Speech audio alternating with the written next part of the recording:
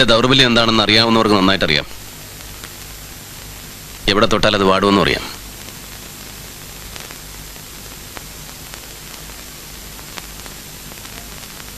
മനസ്സിൽ പോലും വിചാരിക്കാത്ത കാര്യങ്ങൾ കേട്ടപ്പോ ഞാനും എന്തൊക്കെയോ പറഞ്ഞുപോയി.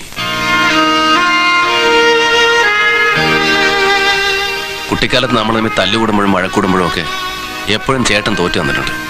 ഞാൻ ജയിച്ചു കാണുന്നതായിരുന്നു ചേട്ടൻ എന്നും ഇഷ്ടം. പല പ്രാവശ്യം തോറ്റു വന്നിട്ടുള്ള എന്റെ ചേട്ടന്റെ മുമ്പിൽ ഒരു തവണയല്ല 100 തവണ തോൽക്കാനും എനിക്ക് സന്തോഷമുള്ളൂ.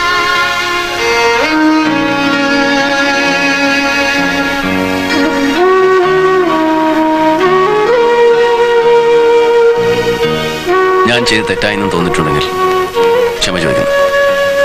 ചേട്ടൻ വന്ന് ആഹാരം കഴിക്കും.